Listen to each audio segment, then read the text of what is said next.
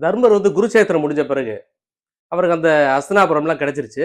அவர் நெறைய தான தர்மங்கள் நெறைய பண்ணிட்டு இருந்தாரு. எல்லாருக்கும் பயங்கரமான சாப்பாடுலாம் போட்டு ஒரு தர்மங்களா பண்ணிட்டு இருந்தாரு. அவருக்கு ஒரு திடீர்னு பார்த்தா ஒரு மமதை வந்துருச்சு. நம்மள மாரி ஒருத்தன் எவனும் இந்த உலகத்துல பண்ண முடியாது அப்டின்ட்டு.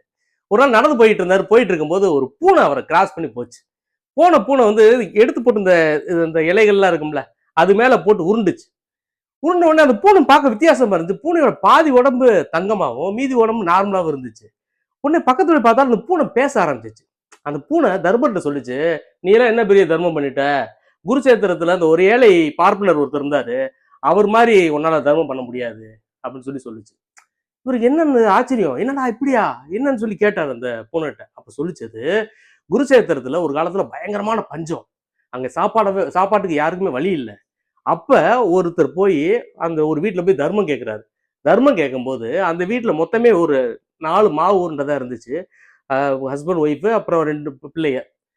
அவங்க வந்து அந்த அவரு வீட்டுக்கு மூத்தவர் என்ன சொல்லிருக்காரு, அதாவது வீட்டு தலைவர் என்ன சொல்லியிருக்காரு, "நான் சாப்பிடாம இருக்கேன். நான் குடுத்துறேன். என்னோட பங்க குடுத்துறேன்" அப்படின்னு சொல்லிட்டு அவர்ட்ட குடுக்க போனாரு. உடனே அந்த அம்மா சொல்லுச்சு, "இல்ல, இல்ல நான் குடுக்குறேன்." பிள்ளைய சொல்லுச்சு, "நான் குடுக்குறேன்." போட்டி போட்டு ஒருத்தர் மாத்தி ஒருத்தரா குடுத்துக்கிட்டு தாங்க குடுக்க குடுக்க அந்த அந்த யாசகம் கேட்டு வந்தவர் எல்லாத்தையும் சாப்பிட்டாரு. சாப்பிட்ட உடனே அந்த கீழ சிந்தி இருந்துச்சு அந்த மீதி மாவுகள்லாம். அதுல போய் நான் உருண்டு பெரண்டேன். பெரண்ட உடனே பாதி உடம்பு தங்கமாயிருச்சு. அது அருமையான தர்மம். எனக்கு இன்னொரு ஆசை வந்துருச்சு. அந்த மீதி உடம்பும் தங்கமாகணும் அப்படின்ட்டு. யார் நல்ல தர்மங்கள் பண்றாங்க அப்படின்னு சொல்லி தேடி தேடி அலைஞ்சுகிட்டு இருந்தேன். நீங்க தர்மம் பண்றீங்க அப்படின்னு சொல்லி கேள்விப்பட்டேன். அதனால இங்க வந்து இந்த இந்த இலைகள்லாம் உருண்டு உருண்டு நான் பார்த்துக்கிட்டு நான் 10, 15 நாளா பார்த்துக்கிட்டு இருக்கேன். என்னால சரியாவே பண்ண முடியல. அந்த மீதி உடம்பு தங்கமாக மாட்டேங்குது அப்படின்னு சொல்லி சொன்னார். அப்பதான் தர்மருக்கு ஒரு மனசு வந்துச்சு. ஆஹா! நம்ம அப்படி மமதை இருக்கக்கூடாது.